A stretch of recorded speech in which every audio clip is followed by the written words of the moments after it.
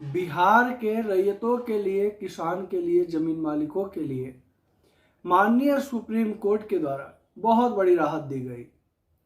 और जो 2019 में नियम बनाया गया था कि जब तक जमाबंदी आपके नाम से कायम नहीं होती है, होल्डिंग आपके नाम से, टैक्स जब तक आपके नाम से नहीं कटता है, तब तक आप जमीन का खरीद बिक्री नहीं कर सकते हैं, जमीन का रजिस्ट्री नहीं कर सकते हैं।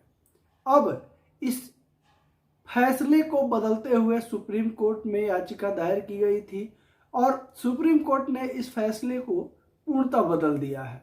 माननीय उच्च न्यायालय पटना का जो आदेश जारी हुआ था उसको सुप्रीम कोर्ट के द्वारा जो है निरस्त कर दिया गया। हाई कोर्ट का जो फैसला आया था 2019 में कि कागजात जब आपके नाम से रहेंगे तभी आप जमीन का खरीद बिक्री कर सकते हैं, लेकिन माननीय सुप्रीम कोर्ट ने इस पे पूर्णतः स्टे लगा दिया है, जिससे बिहार के जमीन मालिकों के लिए, रैयतों के लिए, किसान के लिए बहुत बड़ी खुशी की लहर और बहुत बड़ी चिंताएं दूर हो गई हैं। नमस्कार, आप देख रहे हैं बिहार वाले और हम हैं राज पांडे। बिहार में जमीन मालिकों के लिए लगातार कुछ न कुछ चिंताजनक फैसले जरूर लिए जा रहे हैं, लेकिन इस बार सुप्रीम कोर्ट ने उन फैसले को नकारते हुए अपना फैसला सुनाया। माननीय सुप्रीम कोर्ट के द्वारा जो आदेश जारी किया गया, इसका खबर पूरा विस्तार से आपको इस वीडियो में बताएंगे। लेकिन चैनल पर अगर नए विजिट किए तो लगातार इसी तरह के अपडेट के लिए, जानकारी के लिए चैनल को सब्सक्राइब करना बिल्कुल नहीं भूलें। अगर जानकारी आपको अच्छी लगे, हमारे द्वारा, हमारे टीम के द्वारा जो मेहनत किया जा रहा है, ये मेहनत आपको अच्छी लगे तो वीडियो देखने के बाद एक बार वीडियो को लाइक करना बिल्कुल नहीं भूलेंगे, क्योंकि आपका एक लाइक हमारे मोटिवेशन को बढ़ाता है। और अब देखिए खबर क्या कहा गया है। सुप्रीम कोर्ट पटना ने हाई कोर्ट के आदेश को निरस्त कर दिया है। हाई कोर्ट ने बगैर जमाबंदी व होल्डिंग के जमीन की खरीद बिक्री पर रोक लगाने का आदेश दिया था और इसमें साथ ही कोर्ट राज्य सरकार ने 10 अक्टूबर 2019 को बिहार निबंधन नियमावली के नियम 19 में किए गए संशोधन नियम 7वां और 8वां को भी निरस्त कर दिया है। देखिए बहुत बढ़िया खबर है। और सुप्रीम कोर्ट ने पटना हाई कोर्ट के उस आदेश को निरस्त कर दिया है जिसमें यह कहा गया था कि बगैर जमाबंदी व होल्डिंग के जमीन की खरीद बिक्री नहीं हो सकती है। साथ ही राज्य कोर्ट ने राज्य सरकार से 10 अक्टूबर 2019 को बिहार निबंधन नियमावली के नियम 19 में किए गए संशोधन नियम 7 और 8 को भी निरस्त कर दिया है। सुप्रीम कोर्ट ने विधि आयोग से अनुरोध किया है कि वह इस मुद्दे को विस्तार से जांच करे और केंद्र, राज्यों और अन्य सभी हितधारकों के साथ सूचना और प्रौद्योगिकी के क्षेत्र में विशेषज्ञों से परामर्श ले। कोर्ट की ओर से उजागर किए गए मुद्दे पर एक रिपोर्ट तैयार करे। जस्टिस PM नरसिम्हा और जस्टिस जयमाल्या बागची की खंडपीठ ने समीउल्लाह की ओर से दायर किए गए SLP सिविल पर सुनवाई के बाद अपना 34 पन्ने का फैसला दिया है।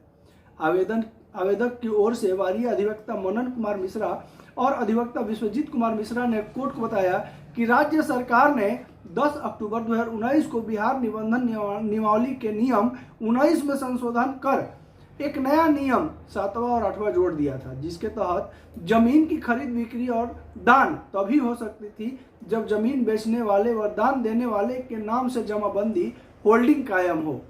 और कानून ने राज्य सरकार को संशोधन के बाद भी जो है ये बहुत बड़ी खबर जो है निकल के आई है सामने। सभी रैयतों के लिए ये दान देने वाले के नाम से जमाबंदी, होल्डिंग कायम हो।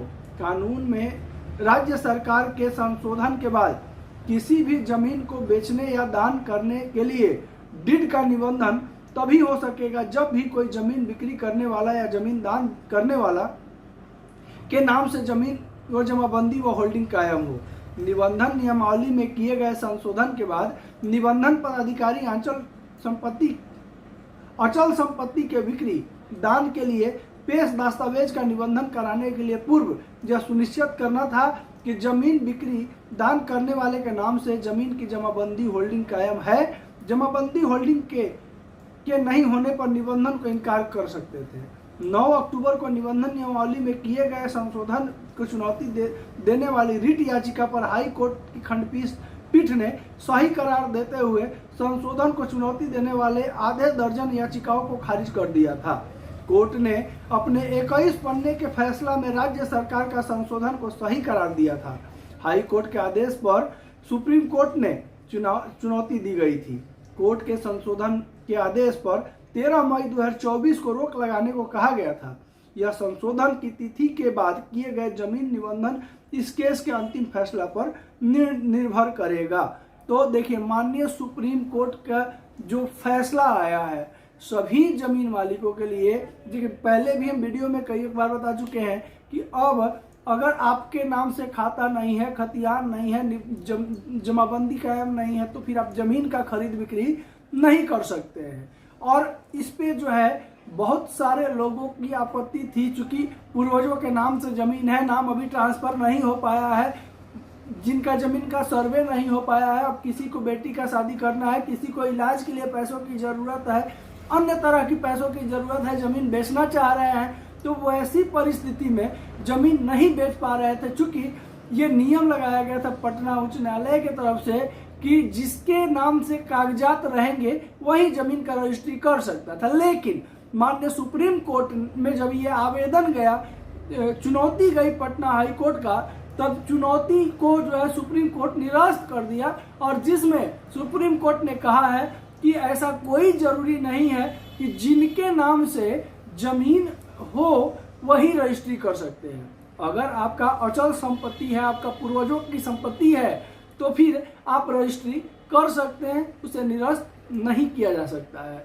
ये बहुत बड़ा खबर जो है सभी रैयतों के लिए, और रैयतों के साथ साथ किसान जमीन मालिक सभी के लिए बहुत ही फायदेमंद खबर जो है सूचना आदेश सुप्रीम कोर्ट के द्वारा दिया गया है।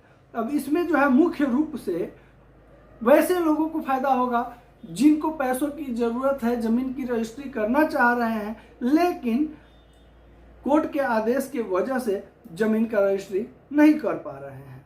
अब देखिए आगे भी लिखा हुआ है कि जमीन के खरीद बिक्री को सरल बनाएं। ये कोर्ट ने कहा है कि जमीन का खरीद बिक्री जो है उसको आसान बनाया जाए राज्य सरकार के द्वारा। इसमें देखिए क्या कहा गया है। सुप्रीम कोर्ट ने शुक्रवार को महत्वपूर्ण फैसला संपत्ति लेन देन के पंजीकरण और सत्यापन को सरल बनाने के तरीके पर विचार करने का निर्देश दिया है। जस्टिस पी नरसिम्हा और जस्टिस जयमाल्या बागची की पीठ ने भारतीय विधि आयोग को निर्देश दिया है कि यह इस बात का अध्ययन करे कि ब्लॉकचेन तकनीक का उपयोग संपत्ति पंजीकरण प्रक्रिया को पुनर्गठित करने और निर्माणक स्वामित्व प्रणाली की ओर बढ़ने के लिए कैसे किया जा सकता है। पीठ ने कहा कि संपत्ति की खरीद बिक्री को सरल बनाने और भारत के कानूनों को तकनीकी प्रगति से अनुरूप बनाने का समय आ गया है। इस प्रक्रिया में हमारे मौजूदा कानूनों का पुनर्गठन और समीक्षा शामिल हो सकती है। साथ ही ब्लॉक का चयन तकनीक को आवश्यक सुरक्षा उपायों के साथ शामिल करने के लिए नए कानून बनाने की जरूरत है। पीठ ने विधि आयोग से अपने रिपोर्ट प्रस्तुत करने के पहले केंद्र, राज्य और सूचना प्रौद्योगिकी के विशेषज्ञों से परामर्श लेने को कहा है।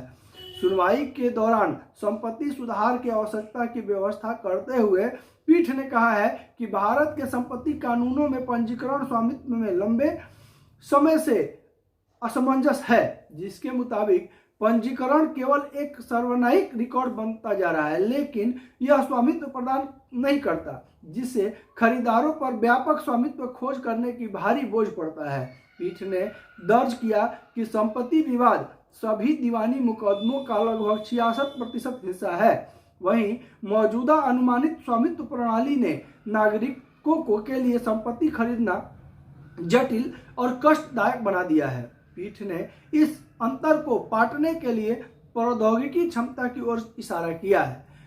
मतलब साफ है कि जमीन का खरीद बिक्री जो है राज्य सरकार के द्वारा, भूमि और राजस्व विभाग के द्वारा जितना जटिल बना दिया गया था कि लोग जमीन को खरीद बिक्री नहीं, खरीदने वाले के लिए भी समस्या थी क्योंकि वास्तविक मालिक को खोजना यह सबसे कठिन काम था, और बेचने वाले के लिए भी समस्या थी कि अब उनके बाबा दादा परदादा के नाम से जमीन है तो रजिस्ट्री वो नहीं कर सकते हैं, चाह के भी वो अपने संपत्ति का यूज नहीं कर सकते हैं किसी भी इमरजेंसी में। तो ये सब चीज़ों को देखते हुए जो है माननीय सुप्रीम कोर्ट ने आदेश दिया है कि जमीन का खरीद बिक्री किसी भी हाल में जो है मुश्किल नहीं होना चाहिए। उसे और आसान बनाने के लिए जो है विभाग को निर्देश दिया है, और इसमें सुप्रीम कोर्ट ने यह भी कहा है कि जहां तक हो सके जितने भी भूमि विवाद हो रहे हैं इसमें खरीद बिक्री का मामला जो है ज्यादा नहीं है, आपसी विवाद ज्यादा जरूर है, लेकिन खरीद बिक्री में जब ज्यादा मामले नहीं है तो फिर उतना जांच पड़ताल आखिर राज्य सरकार की तरफ से क्यों किया जा रहा है। हालांकि राज्य सरकार के फैसले, राज्य सरकार ने जो चुनौती दी थी उसे सुप्रीम कोर्ट ने पूर्णतः जो है खारिज कर दिया, और आम लोगों के हित में, आम किसान जमीन मालिक रैयतों के हित में अपना फैसला सुप्रीम कोर्ट ने सुनाया। लेकिन अब इसमें सबसे बड़ा बात है कि जो जमीन मालिक हैं वो अपना जमीन तो खरीद बिक्री अब कर सकते हैं माननीय न्यायालय के फैसला के हिसाब से, लेकिन अब इसमें जो है समस्याएं भी बहुत सारी आने वाली है। खैर, आगे जो भी लेटेस्ट अपडेट आएगा सबसे पहले हम आपके लिए अपने चैनल पर लाने का प्रयत्न जरूर करेंगे। चैनल पर अगर नए विजिट किए होंगे तो लगातार इसी तरह की जानकारी के लिए चैनल को सब्सक्राइब करना नहीं भूलें। वीडियो अच्छा लगा और जानकारी अच्छी लगी हो तो चैनल को, वीडियो को एक लाइक जरूर कर दें। वीडियो को ज़्यादा से ज़्यादा शेयर करें। शेयर इसलिए करें कि बिहार वाले सिर्फ और सिर्फ आपकी आवाज़ है, आपके लिए आवाज़ उठाते हैं। अगर आप वीडियो को शेयर करेंगे तो आपका आवाज़ उतना फैलेगा, मजबूत होगा। नमस्कार, जय हिंद।